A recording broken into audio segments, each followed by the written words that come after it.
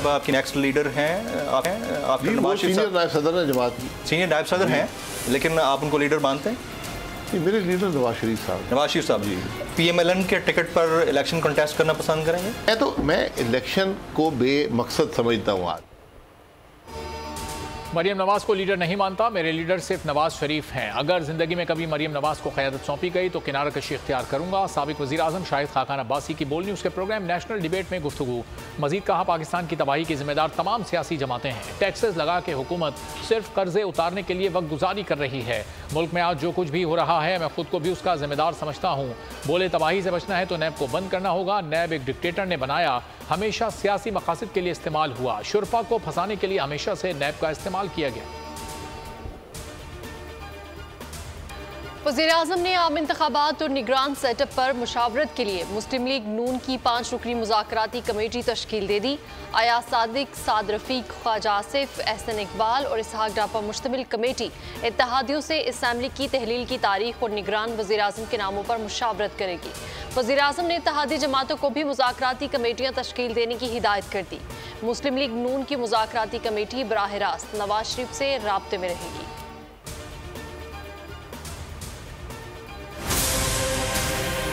कि हमने एग्री ये किया है कि हम जो भी पॉलिसी करेंगे वो अवाम और पूरी सप्लाई चेन डीलर्स के हक में होगी, और उसके लिए ये फैसला किया गया है कि हम पॉलिसी बनाएंगे एविडेंस की बुनियाद। तो अभी अगले 48 घंटे में हम 2-3 हज़ार पंप जो हैं उनका बाकायदा मुख्तलिफ कैटेगरीज में एनालिसिस करेंगे।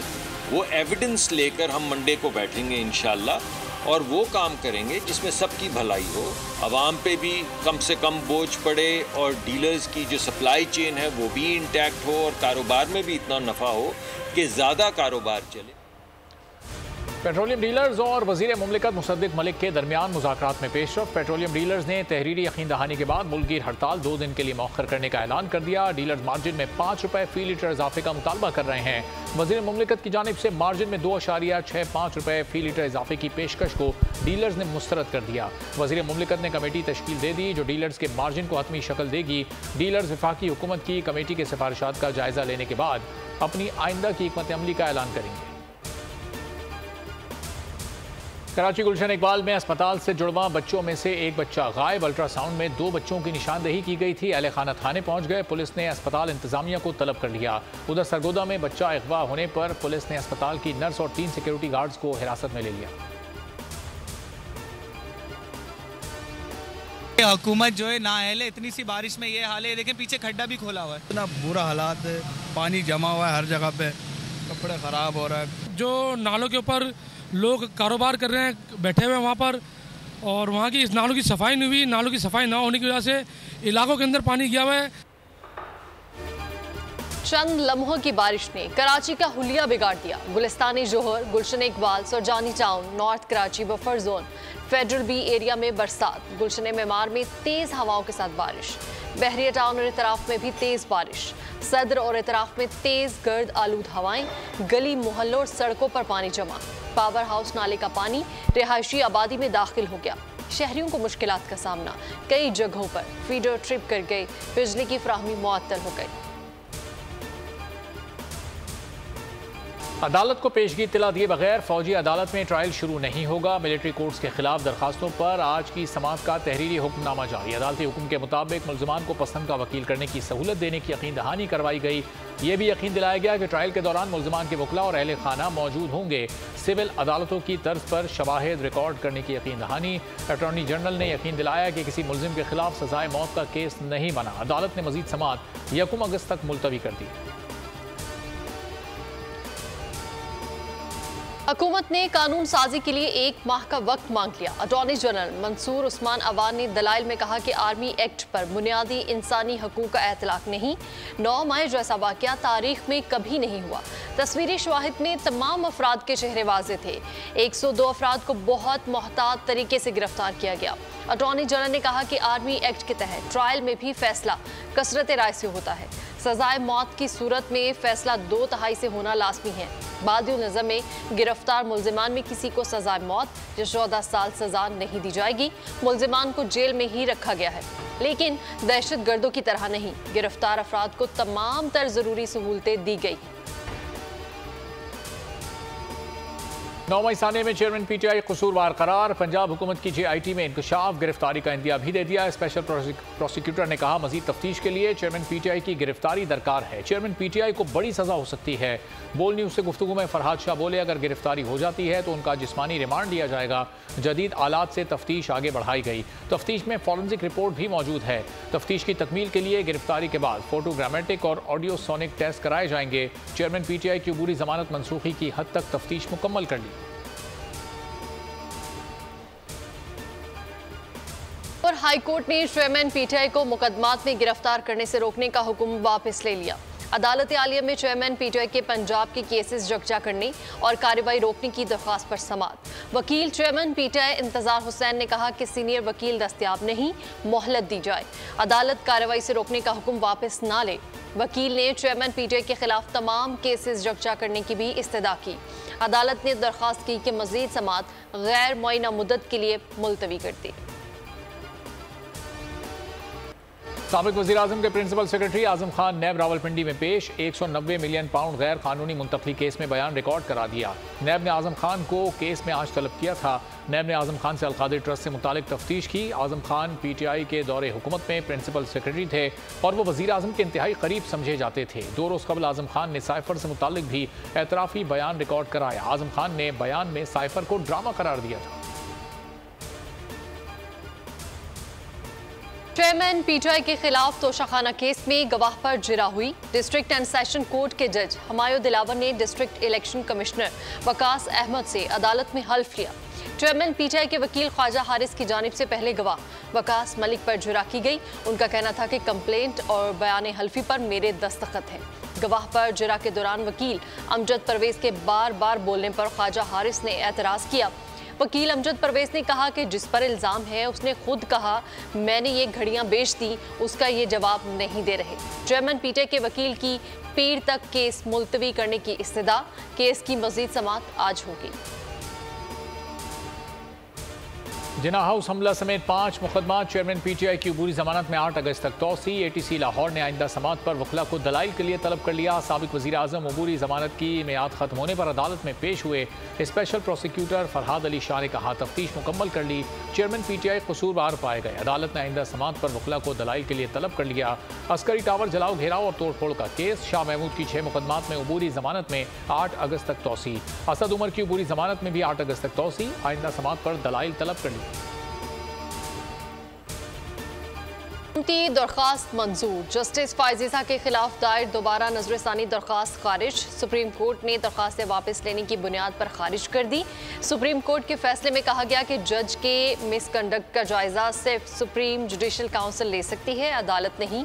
अवामी मुफाद के मुकदमात अदालत की इजाज़त के बगैर वापस नहीं लिए जा सकते। जस्टिस फायजीसा का केस अवामी मुफाद के ज़ुमरे में नहीं आता। पीटीआई दौर में जस्टिस फाइज के खिलाफ दोबारा नजरसानी दरखास्त दायर हुई थी। मौजूदा हुकूमत ने उसकी पैरवी ना करने का फैसला करते हुए पटिशन वापस लेने की इस्तदा की थी। Calls for unequivocal condemnation of Islamophobic acts, isolate those who stoke religious hatred, build deterrence, and promote mutual respect, tolerance, and harmony among religions, faiths, and culture. Sweden में एक बार फिर कुरान पाक की तौहीन पर मुस्लिम दुनिया सरापा एहतजाज। सऊदी अरब, OIC और राब्ता आलम इस्लामी ममालिक की शदीद अल्फाज में मजम्मत। पाकिस्तान की बेहुरमती के ताज़ा वाक़ये की शदीद मजम्मत। वज़ीर-ए-आज़म शहबाज शरीफ ने कहा OIC के प्लेटफॉर्म से इस शैतानियत के तदारुक की मुश्तरका हिकमत अमली बनाएंगे। तर्जुमान दफ्तर खारजा ने कहा आज़ादी इज़हार राय की आड़ में मजहबी मुनाफरत पर मबनी कार्रवाइयाँ नाजायज़ हैं। आलमी कानून मजहब अकीदे की बुनियाद पर इम्तियाजी सलूक और तशद्दुद को ममनू करार देता है। इस्लामोफोबिया वाक़यात ने 2 अरब से ज़ायद मुसलमानों के जज्बात को ठेस पहुँचाई है। आलमी बरादरी इस्लामोफोबिया कार्रवाइयों की मजम्मत करे। मुमताज़ ज़हरा बलोच ने मजीद कहा तमाम ममालिक मजहबी मुनाफरत फैलाने वालों को अलग थलग करने का आगाज़ करें। बिलावल भुट्टो का सिंध में 20 लाख घर बनाकर देने का ऐलान। कहते हैं मुतासरीन को ऐसे घर बनाकर देंगे कि दोबारा सैलाब से नुकसान ना हो। लाड़काना में खिताब करते हुए कहा कि सिंध से इनकलाब शुरू हो रहा है, पूरे मुल्क के मसाइल हल करेंगे। इस्लामाबाद में बैठे लोगों को गरीबों की मुश्किलात का अंदाजा नहीं। बिलावल भुट्टो ने कहा कि पीपल्स पार्टी का मकसद आम आदमी को मुआशी तौर पर मजबूत करना है। वज़ीर-ए-आज़म शहबाज शरीफ की ज़ेर सदारत स्पेशल इन्वेस्टमेंट फैसिलिटेशन काउंसिल की एपेक्स कमेटी का इजलास। Army chief general Asim Munir, वफाकी वुज़रा और अस्करी हुक्काम की शिरकत। इजलास में खलीजी ममालिक और चीन से सरमायाकारी के मामलात पर गौर। ज़राअत, IT और मादनियात के शोबों से मुताल्लिक सरमायाकारी पर भी गौर। इजलास में एग्जीक्यूटिव कमेटी की जानिब से मनसूबों पर तफसीली ब्रीफिंग दी गई। इजलास का एलामिया जारी कर दिया गया। वज़ीर-ए-आज़म और आर्मी चीफ के दरमियान 1-on-1 मुलाकात भी हुई।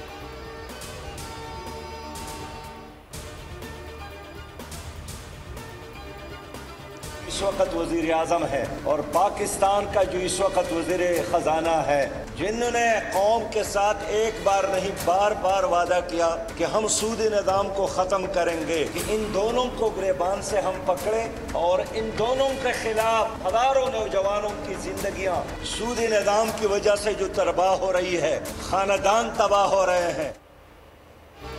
पाकिस्तान में सूदी निज़ाम के खात्मे तक मुहिम जारी रहेगी। हज़ारों लोगों की जिंदगियां सूदी निज़ाम की वजह से तबाह हो रही हैं। जिंदगियां तबाह होने के ज़िम्मेदार वज़ीर आज़म और वज़ीर ख़जाना हैं। अमीर जमात इस्लामी पाकिस्तान सिराजुल हक का जलसे से खिताब। कहा, हमें चाहिए कि उनका गिरबान पकड़े, ये दोनों ही जिम्मेदार हैं। ये एक जलसा नहीं, सूद के खिलाफ जंग और जहाद भी है। सूद के खिलाफ मौसर प्रोग्राम लाहौर, पेशावर और कराची में हुआ।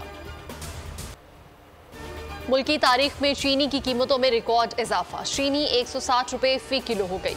इदारा शुमारियात के मुताबिक चीनी की कीमत में 6 रुपये 63 पैसे का इजाफा हुआ। एक हफ्ते में महंगाई की मजमूई शरह 29.16% पर पहुँच गई। 30 अशिया ज़रूरिया की कीमतों में इजाफा हुआ। टमाटर 26 रुपये 32 पैसे फ़ी किलो महंगे हुए। LPG का घरेलू सिलेंडर 13 रुपये 57 पैसे तक महंगा हुआ। फी दर्जन अंडों की कीमत में 11 रुपये 7 पैसे का इजाफा। लाहौर में 20 किलो आटे का थैला 2850 से बढ़कर 2915 का हो गया। स्पेशल इन्वेस्टमेंट फैसिलिटेशन काउंसिल का क़याम और IT पर फोकस, इंतहाई समझदारी का फैसला। 2014 में पाकिस्तान की 82% IT एक्सपोर्ट एग्जैक्ट करता था। अब मुआशी इनकलाब कैसे आएगा? पाकिस्तान 3 साल में $50 अरब कैसे कमाएगा? बोल के को चेयरमैन शुएब शेख ने फॉर्मूला बता दिया। कहते हैं ऐसी पॉलिसीज़ बनाएं कि IT की इंटरनेशनल कंपनीज ह्यूमन रिसोर्सेज के लिए पाकिस्तान आए, प्रोडक्ट्स यहाँ बनाई जाएं और दुनिया भर में बेचें। दूसरी पॉलिसी IT सर्विसेज और प्रोडक्ट्स बनाने वाले पाकिस्तानियों के लिए होनी चाहिए। ऐसे लोग 100% कमाई पाकिस्तान लाएंगे तो ज़र मुबादला 5 गुना बढ़ाएंगे। पाकिस्तानी टेक्सटाइल प्रोडक्ट्स गैर मुल्की कंपनियों के टैग लगाकर दुनिया भर में बेचे जाते हैं। IT को इस्तेमाल करके कपड़ों के ब्रांड बनाए जाएं और प्रोडक्ट्स पूरी दुनिया में भिजवाएं। इससे $30 अरब की एक्सपोर्ट्स होंगी।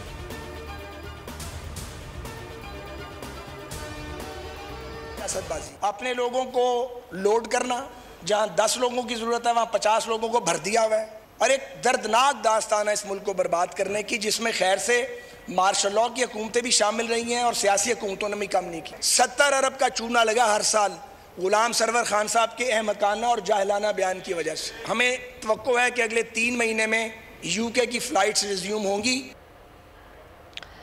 PIA को सब सियासी जमातों ने ज़रूरत से ज़्यादा सरकारी मुलाजमीन से भर कर रख दिया। अगर बेहतरी ना आई तो PIA 1-2 साल में बंद हो सकती है। वजीर हवाबाजी ख्वाजा साद रफीक ने खबरदार कर दिया। कहा, गुलाम सरवर खान के जाहिलाना बयान की वजह से PIA को 70 अरब रुपए का नुकसान हुआ। 3 माह के अंदर बरतानिया की फ्लाइट्स बहाल होने जा रही हैं। PIA के लिए बाकी रास्ते भी खोलते जा रहे हैं। साद रफीक ने कहा कि दुनिया भर में एयरपोर्ट्स की आउटसोर्सिंग होती है। इस्लामाबाद एयरपोर्ट की कुछ सर्विसेज की आउटसोर्सिंग की जाएगी।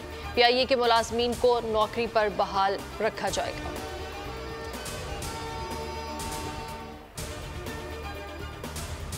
गैर मुल्की एयरलाइन 70 से ज़ायद हुज्जाज का सामान दुबई छोड़ आई। गैर मुल्की एयरलाइन की परवाज़ FZ898 आज सुबह दुबई से कराची पहुंची थी। परवाज़ लैंड होने के बाद मुसाफिरों को पता चला कि उनका सामान दुबई में रह गया। एयरलाइन का कोई नुमाइंदा हुज्जाज की दाद रसी के लिए नहीं आया।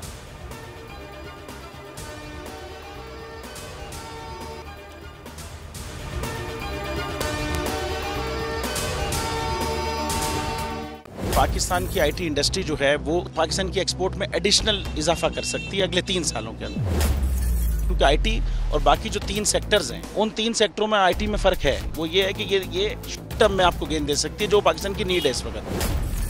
IT को तो पहले भी, इससे पहले वाली हुकूमतें और इससे पहले भी लोग डिफाइन करते आए कि जी यार IT से बहुत चेंज आ जाएगा। क्या वो इम्पैक्ट हुआ IT इंडस्ट्री के ऊपर जो हम समझते थे और चाहते थे? पाकिस्तान की IT एक्सपोर्ट्स इतनी हो जाएंगी कि पाकिस्तान के सारे मसले मसाइल ख़त्म हो जाएंगे? वो तो नहीं हुआ। आपकी जो पॉलिसीज़ हैं वो कॉन्फ्लिक्ट हो रहा है। क्या हमने ऐसी पॉलिसीज रखी हुई है कि गूगल मजबूर हो यहाँ पे ऑफिस खोलने में? पॉलिसीज के तहत करना होगा। वो 2 से 3 महीने 4 महीने में खुद ब खुद ऑफिस स्टार्ट करेंगे।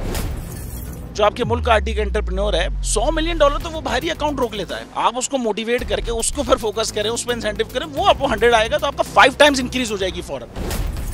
टेक्सटाइल में हम क्या करते हैं, हम उठाते हैं बाहर के किसी ब्रांड के लिए टी शर्ट यहाँ बनाते हैं, उसको दे देते हैं। लेकिन अब आईटी के बाद अगर आप अपना ब्रांड बना के लोगो वहाँ पे बेचेंगे, चाहे B2B बेचें चाहे B2C बेचें, पॉसिबल है। पाकिस्तान की जो एक्सपोर्ट में ये $30 अरब से ज्यादा का इजाफा इससे हो जाना खाली यार।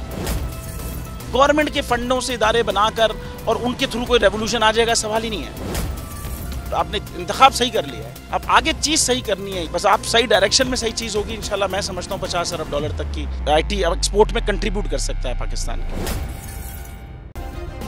सब्सक्राइब करें और बेल दबाएं ताकि कोई खबर रह न जाए।